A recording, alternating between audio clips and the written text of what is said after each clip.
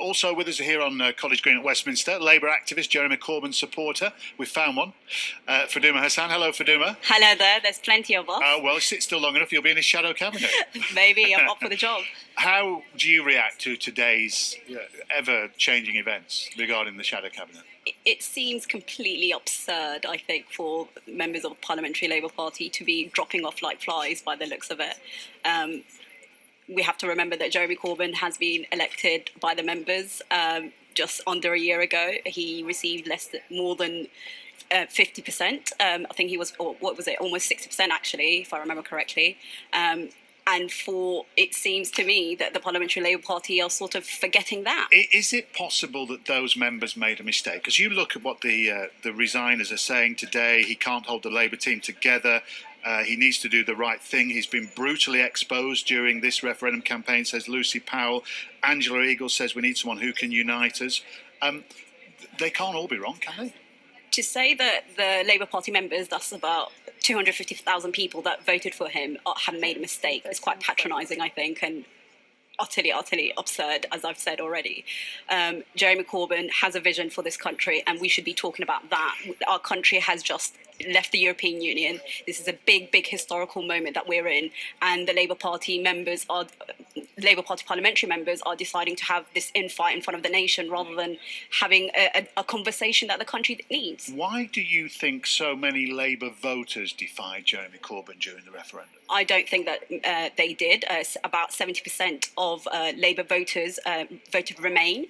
I think Jeremy clearly showed that although he wanted to remain in the European Union... Are you saying Labour voters or Labour members voted Remain? I think from a survey that I saw, it was generally Labour voters. About 2/3 of them said that they voted to Remain. So to me... 50% of them said they hadn't got a clue which way to vote because they didn't know where the party stood.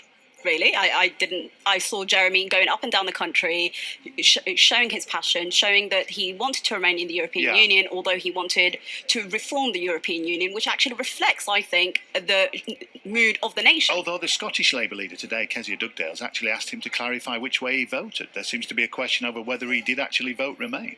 I think that's nonsense. I think it's clear that he wanted to remain, and he made that very clear. Just a quick question before you go about his connection to Labour voters, particularly in the heartlands, in the Midlands, in Yorkshire, in the northwest of the UK. Do you think he speaks to those people now? Because overwhelmingly, a lot of those people voted on the subject of immigration when it came to the referendum.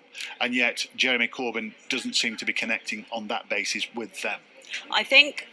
Firstly, the issue of immigration definitely needs to be something that is discussed in this country, and that's the conversation that we should be having.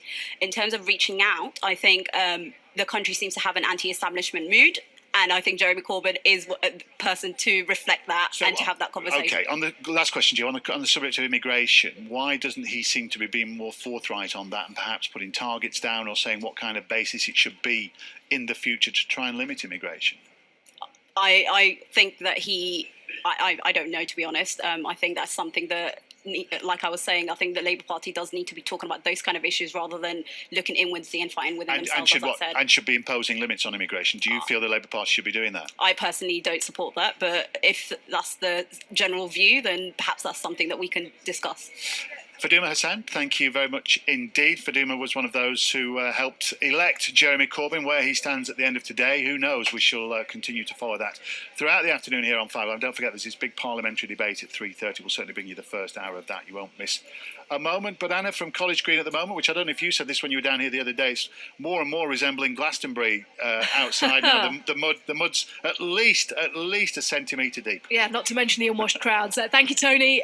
Back soon.